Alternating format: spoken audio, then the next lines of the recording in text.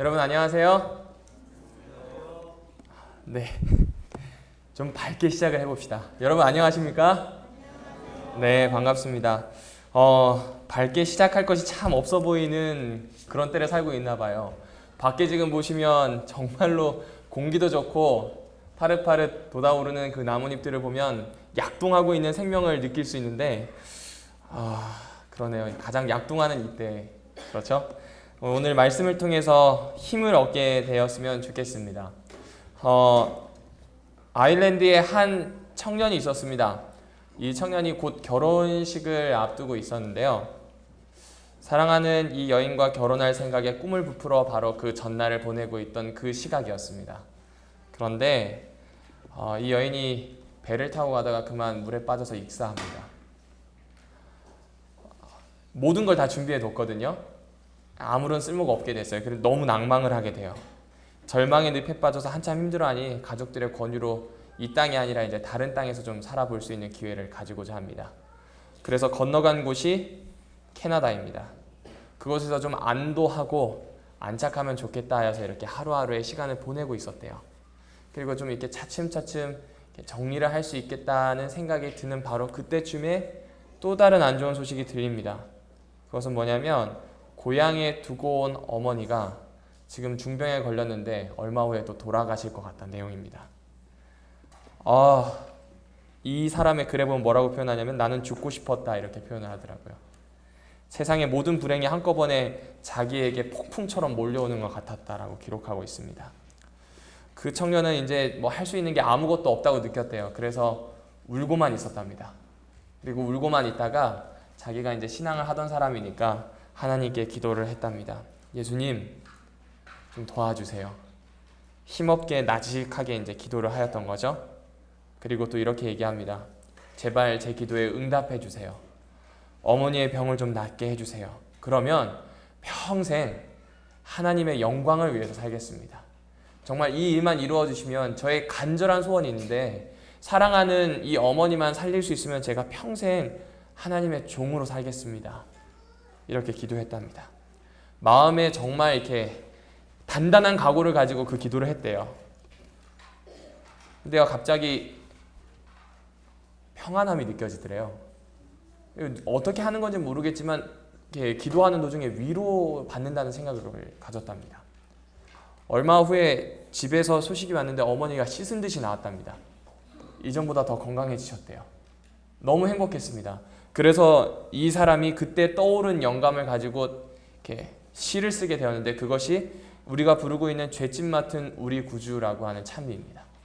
죄짓 맡은 우리 구주, 어찌 그리 좋은 친구가 우리에게 되어주시는지, 시험과 걱정이 있어서 괴로울 때 부질없이 낙심하지 않고 기도해야 되는 이유에 대해서 이 찬미를 하나하나씩 기록한 겁니다. 이 사람이 바로 조지프 스크리븐이라고 하는 사람입니다. 위대한 믿음이 발현되는 순간이 있는 것 같아요. 그냥 일개의 청년으로 지날 수 있었겠지만 이에게 찾아왔던 시련이 그를 위대한 믿음을 가지는 계기로 주게 됩니다.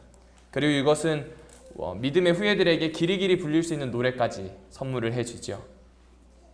우리는 이런 이야기를 듣게 되면 나는 과연 위대한 믿음을 가질 수 있을까라는 생각을 해봅니다. 사실 오늘 아침에 여러분을 만났을 때의 모습은 아마 그런 모습과 비슷하지 않을까 생각이 들어요. 신앙하시다 보면요, 그렇게 기대감이 없어집니다. 믿는 대로 되면 좋겠는데 믿는 대로 되지 않는 상황을 더 많이 만나서 그렇게 기대감이 없어집니다. 또한 동시에 정체되는 것만 같은 그 상황 속에 익숙해졌지 믿음으로 도전하는 것이 쉽지가 않아요. 그래서 위대한 믿음은 누군가, 정말 특별한 누군가의 이야기이지 오늘 나의 이야기는 아닌 겁니다. 정말 그럴까요? 오늘 살펴보는 말씀을 통해 좀 알아보려고 합니다. 오늘 여러분과 함께 나누려고 하는 이 귀신이 들린 자녀를 둔 이 여인의 기도, 그리고 이 여인의 믿음을 통해서 어쩌면 위대한 믿음이 그렇게 특별한 누군가의 것이 아니라고 하는 것을 생각해 보려고 합니다. 같이 우리 마태복음을 좀 펼쳐서 보도록 하겠습니다. 마태복음 15장 21절과 22절에 있는 말씀입니다. 마태복음 15장 21절과 22절에 있는 말씀입니다.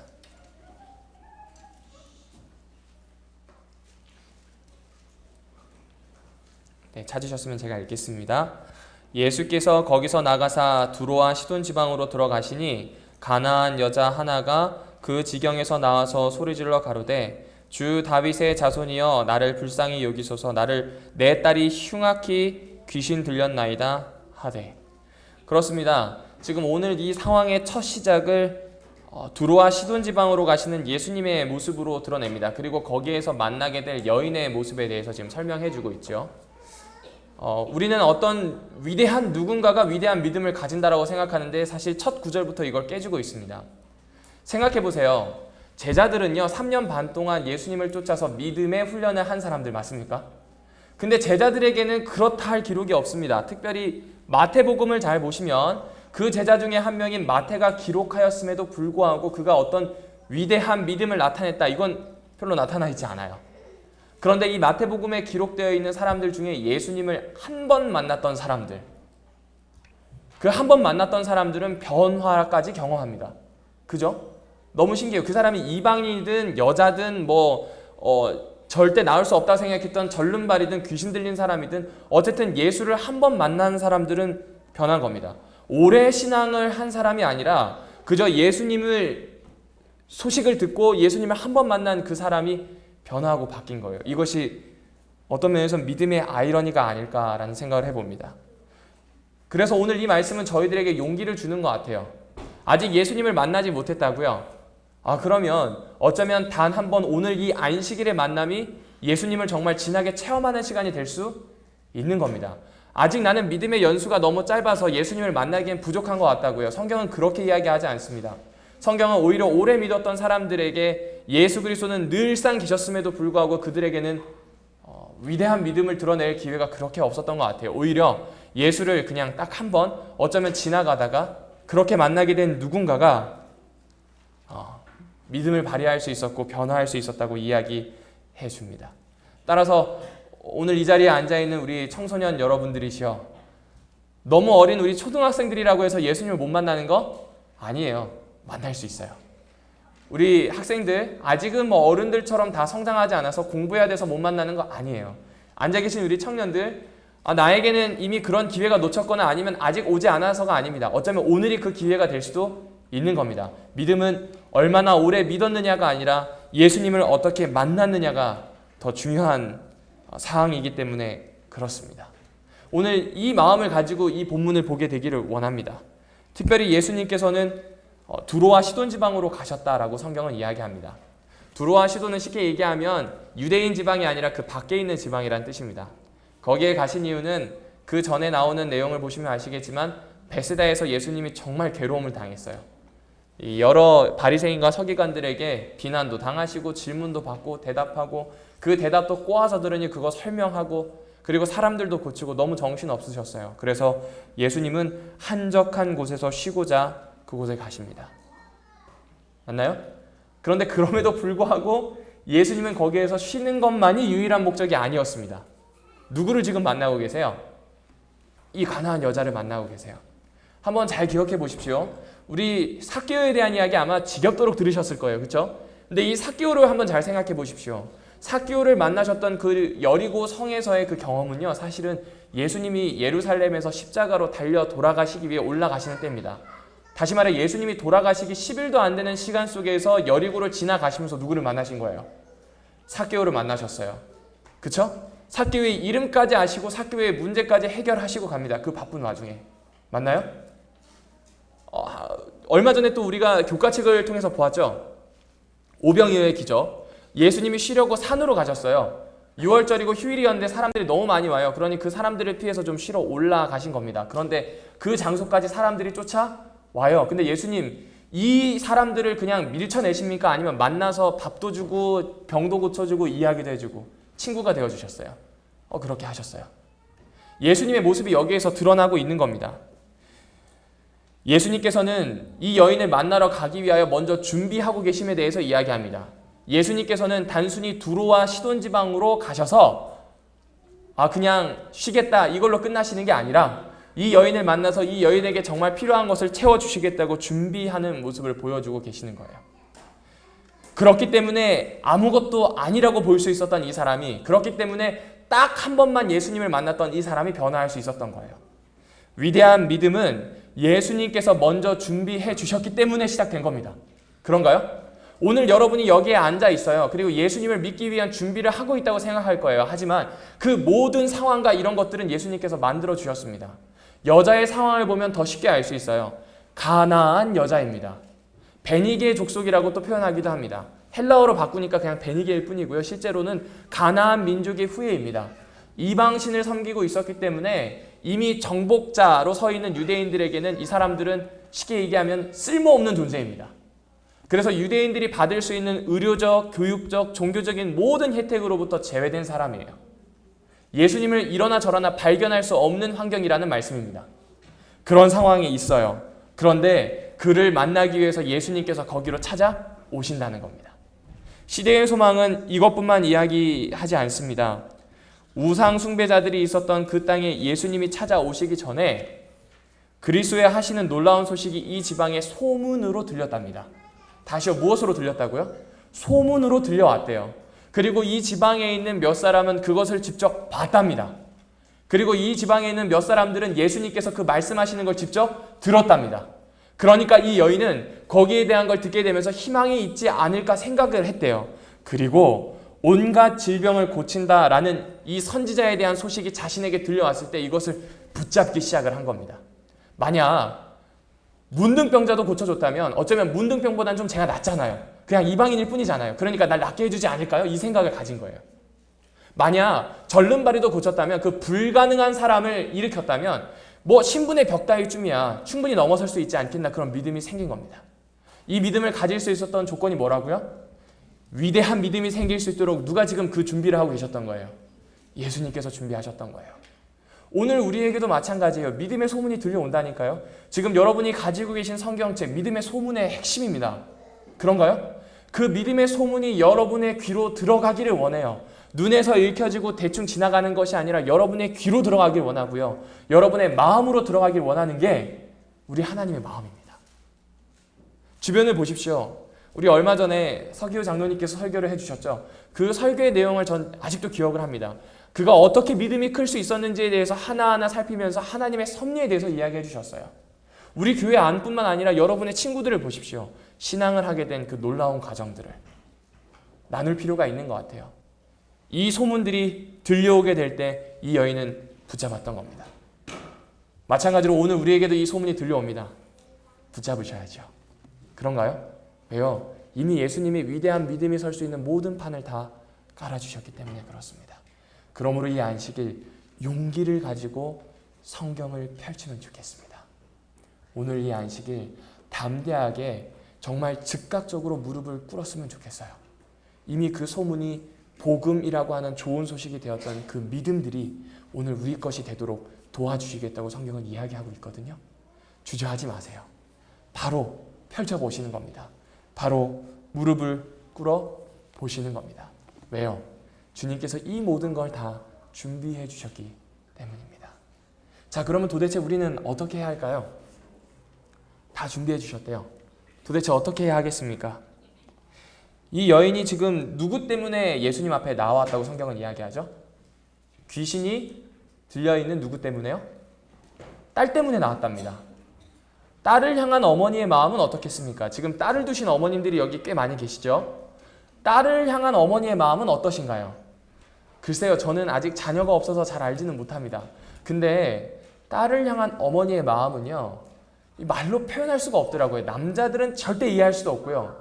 여자들도 결혼한 후에 평생을 통해 깨달아 간다라고 할 만큼 깊은 마음이에요. 그 마음은 너무나 순수해요.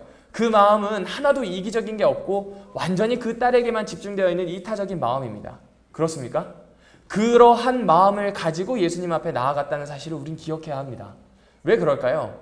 오늘 우리의 위대한 믿음을 위해 모든 준비를 다 하셨다면 오늘 나에게 필요한 것은 그 위대한 믿음에 반응하기 위하여 순수한 마음, 무화적인 마음으로 남을 위하는 그 마음으로 기도하면서 나가야 된다는 거죠.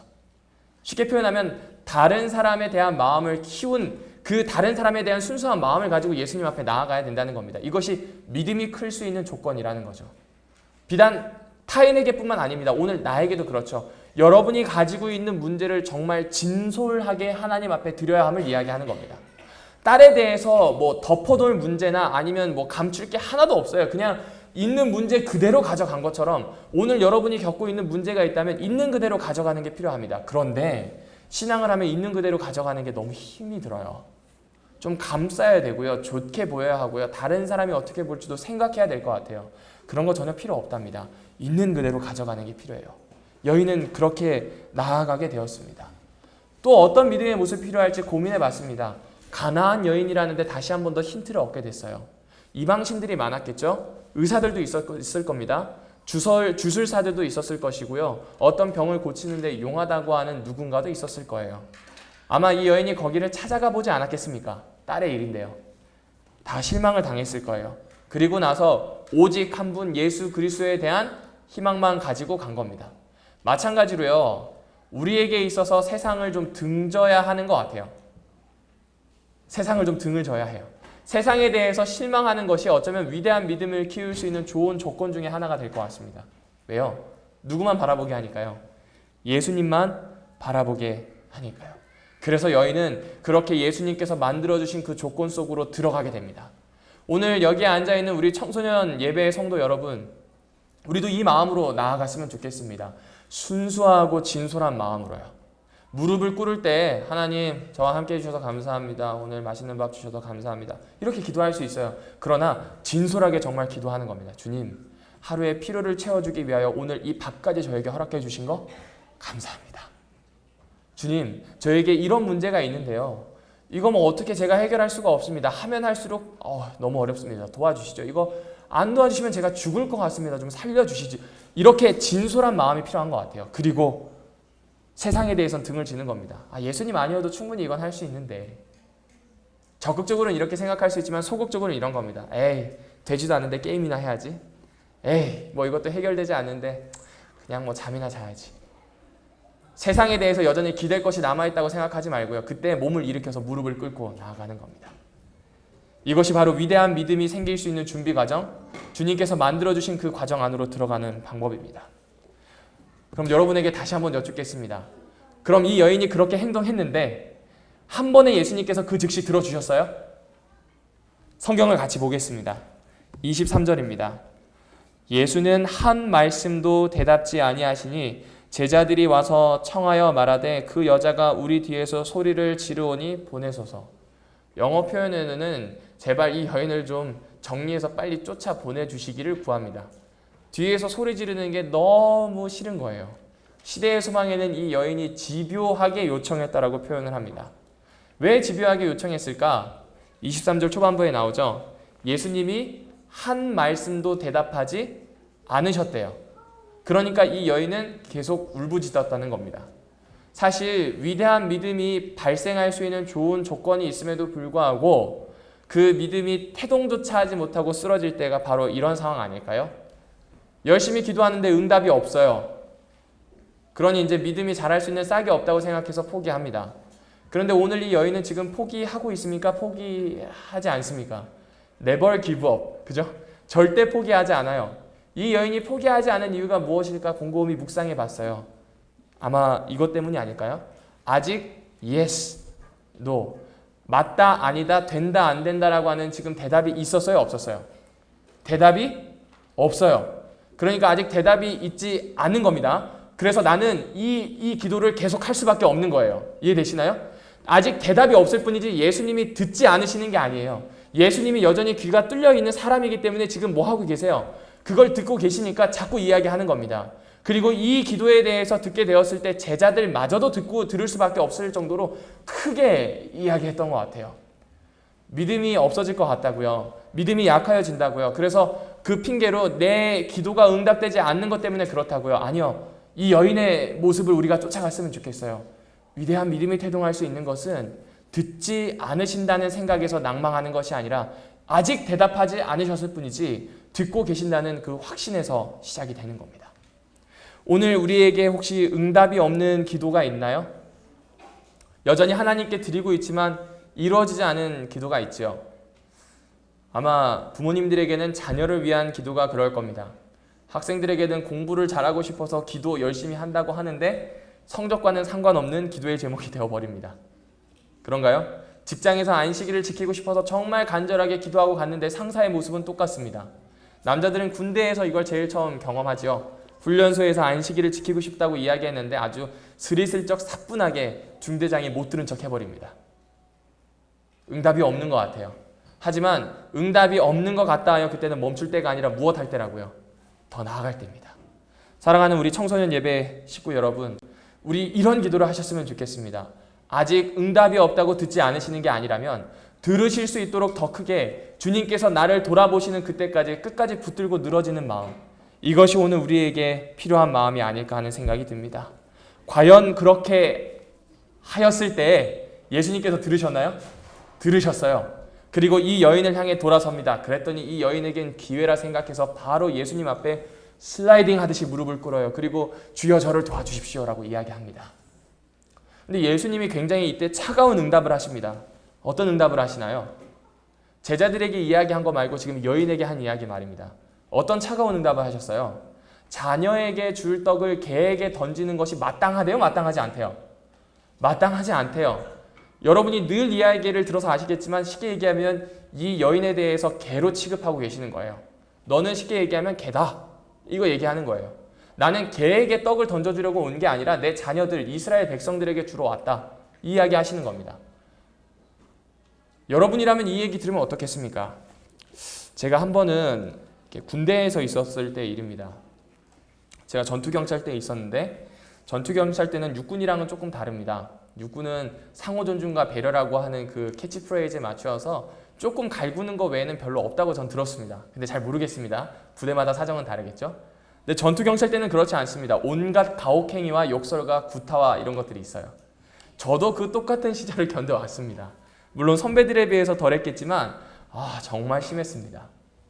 제가 다른 사람한테 욕을 들어본 적이 사실은 별로 없습니다. 그러니까 욕설을 들어본 적이 별로 없습니다. 근데 군대에서 제가 살아가면서 들을 욕설을 진짜 다 들어본 것 같아요. 안식일 지키겠다고 했더니 육두문자가 날라드는데요. 제가 제일 견디기 힘들었던 욕설은 이거였습니다. 저희 부모님을 두고 하는 욕설이었어요. 너무 싫더라고요. 당장이라도 그러면 안 되는데 제 상상 속에서 이 사람의 목을 잡고 이렇게 꺾어버리고 싶었어요. 말을 못하게. 그 정도로 마음에서 이렇게 격동이 되었습니다. 여러분은 어떠신가요? 여러분이 만약에 군대에 있다면 뭐 그래도 좀 이해할 것 같아요. 그런데 사람을 낫게 해주시고 사람과 함께 해주신다고 하는 예수님에게 갔는데 예수님이 나를 개로 취급하신다면 여러분은 어떻게 하시겠습니까? 실망이 이만저만 아니실걸요? 그쵸? 안 믿고 말지. 돌아설 겁니다. 엘렌 G 화이트도 이 이야기를 합니다. 열성이 없는 기도자였다면 이 상황에서 충분히 낙담하였을 것이라고 이야기합니다. 그런데 그 다음에 다음과 같이 기록하고 있습니다. 그러나 그 여인은 자기의 기회가 왔다는 것을 알았다. 다시요. 이 예수님의 대답을 들었을 때 자기에게 무엇이 왔다는 걸 알았다고요? 네, 기회가 왔다는 것을 알았답니다. 도대체 여기에서 무슨 기회를 발견할 수 있습니까? 이 여인은 개라고 자기를 칭하고 있을 때 그 풍성한 탁자에서 떨어지는 부스러기에 대해서 상상하게 되었답니다. 이 부스러기라도 먹는 것이 개에게 주어져 있는 특권이라면 내가 개가 되어서 그 특권 얻고 내 딸이 낳을 수 있다면 이보다 더 좋은 일이 있겠나 이런 생각을 한 겁니다. 여러분에게 좀 더 쉬운 말로 좀 바꿔보겠습니다. 예수님께서 주신 말씀에 대해서 믿음의 근거를 찾아낸 겁니다. 맞아요? 그 말씀이 나에게 받아들여지지 않고요. 어쩌면 그 말씀이 나를 정말 사람 취급 못하는 말씀이라는 생각이 들어요. 그런데 그럼에도 불구하고 내가 여전히 믿고 간구할 수 있는 그 근거를 발견한 거예요. 이 여인은. 우리는 그런 상상 못해요. 개? 날 개를 취급했어. 대박. 이러면서 갔을 거예요. 여인은 그렇게 하지 않았어요. 이것이 나에게 무엇이 되었다고요? 기회다. 그렇지. 개는 부스러기라도 먹지. 그렇죠. 주님. 개 좋습니다. 저 개인데요. 부스러기라도 좀 주시죠. 이 이야기 하고 있는 거예요. 이가 할 수 있는 모든 열성과 이가 할 수 있는 그 모든 자신의 진심을 짜내서 이야기하는 거예요. 나 부스러기라도 좋으니 달라는 겁니다. 예수님은 그걸 보셨어요. 그래서 너의 믿음이 크다라고 인정해 주셔요. 사랑하는 우리 청소년 예배 식구 여러분, 성경을 읽다가 받아들여지지 않는 혹은 성경을 읽다가 이해되지 않는 그런 말씀이 있나요? 예수님이 이야기하신 이것 때문에 이 여인이 믿음을 떠나게 할 만큼 나의 믿음을 낭망시키는 어떤 그런 이야기들이 있나요? 그렇다면 그것은 우리가 낭망해야 될 주제가 아니라고 성경은 이야기합니다. 오히려 그것은 믿음의 근거를 발견해야 하는 성경절이라고 이야기해주고 있어요. 이 여인은 그렇게 한 겁니다. 오늘 우리가 위대한 믿음을 가질 수 있는 그 반론은 여기에서부터 시작을 합니다. 처음부터 위대한 믿음을 가지고 있었던 게 아니에요.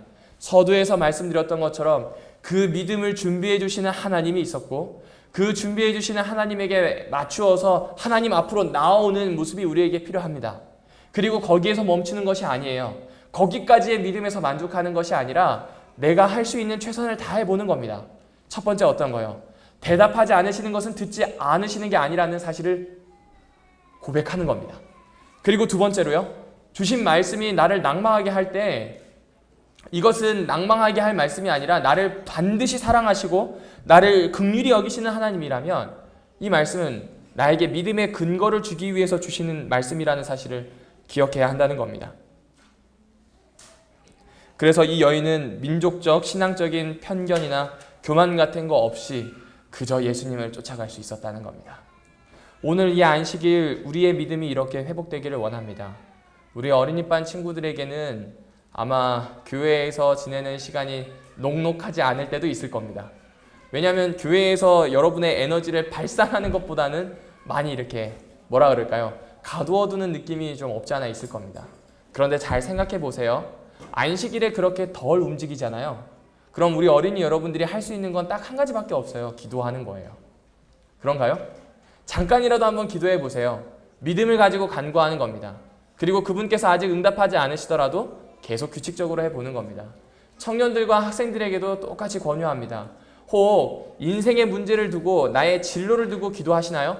나의 결혼 생활을 두고 기도하시나요? 여러분이 가지고 있는 수없이 많은 기도의 제목 그러나 여전히 응답이 없고 기도 노트에만 쌓여져 가는 것 같다 부담이 있으시나요?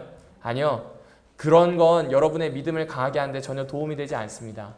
여러분이 선택해 주셨으면 하는 걸 예수님은 이야기해 주셔요. 나아가시는 거예요. 계속 나아가시는 거예요. 믿음의 근거를 찾으시는 거예요. 들으신다는 사실을 내가 확신하고 나아갈 때 주님께서는 그래 너의 믿음이 이러하구나 인정해 주시는 것 같습니다.